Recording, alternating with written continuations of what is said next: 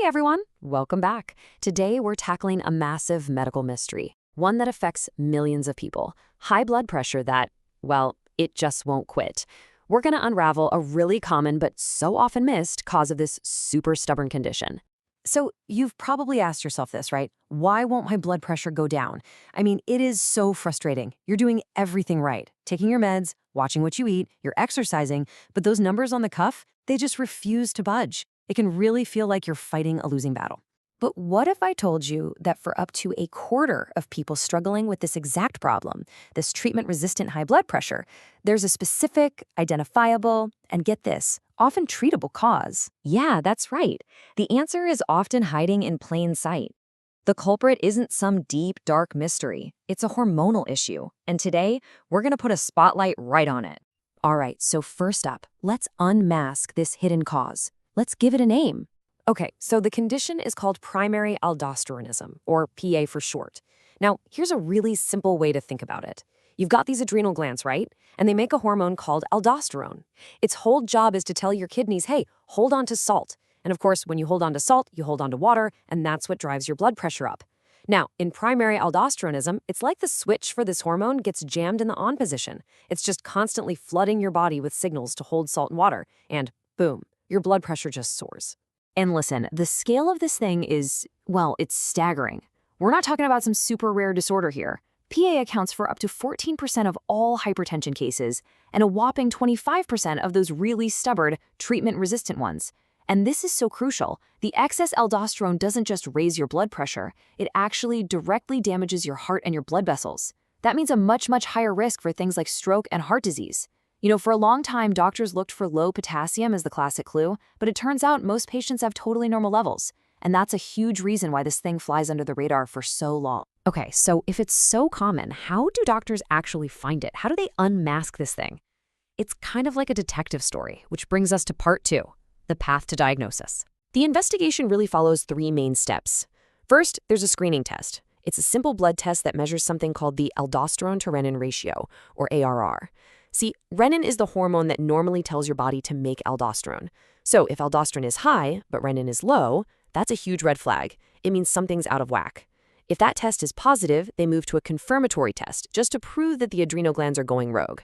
But it's that third step, that's the crucial one, finding the source. And this is where the detective story hits a major roadblock.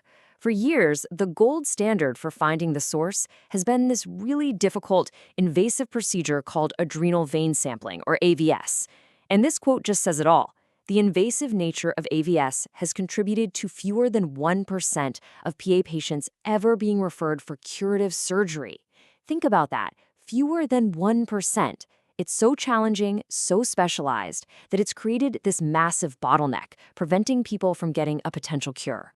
And that brings us right to our next section, and to the single most important question that changes absolutely everything for a patient. Is the problem coming from one adrenal gland or 2? Because the answer to that question dictates the entire game plan. If it's what's called unilateral disease, it means there's a single, tiny, overactive nodule on just one adrenal gland. That's the whole culprit. And the treatment goal? A cure. A potential cure. But if it's bilateral disease, that means both glands are overproducing aldosterone. And in that case, the goal has to shift from finding a cure to lifelong management. So let's look at what those treatments actually are. This is part 4, the treatment playbook. Okay, so for people who have that one single rogue nodule, the unilateral kind, the news is just incredible.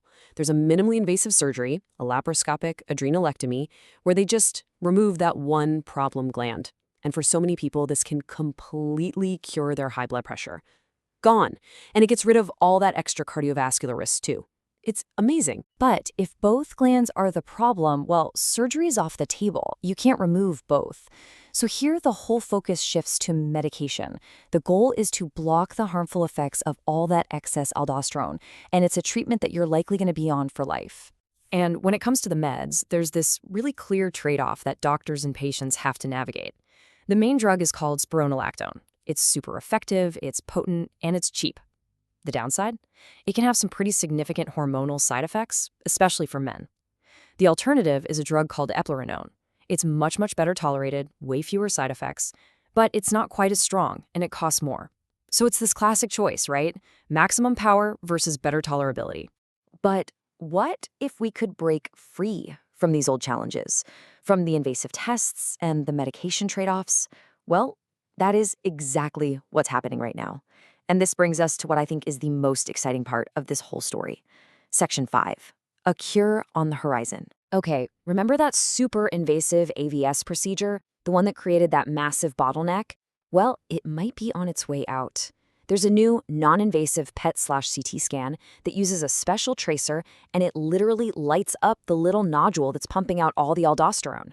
And get this, clinical trials are showing it's just as accurate as that old invasive test for predicting who can be cured by surgery. This is an absolute game changer for diagnosis. And the breakthroughs don't stop there. This is huge. Instead of just blocking the effects of aldosterone after it's already been made, a whole new class of drugs is being developed that stops the adrenal glands from overproducing it in the first place. They're called aldosterone synthase inhibitors, or ASIs, and they go right to the factory and turn it off. And the results we're seeing? They are simply incredible. In a recent trial for one of these new drugs called baxdrostat, it lowered systolic blood pressure by an average of 25 millimeters of mercury. 25 points. Now, to put that into perspective for you, that is 2 to 3 times more powerful than a typical standard blood pressure pill. That isn't just an improvement, that's a monumental leap forward. So all of this, it brings us to this incredible moment. We now have new, non-invasive ways to find a curable cause of high blood pressure. And we have new drugs on the way that could basically create a pharmacological cure by just turning off the problem at the source. And it leaves us with this huge, profound question. From one of the most common chronic diseases in the entire world, is a true cure for millions and millions of people finally within reach?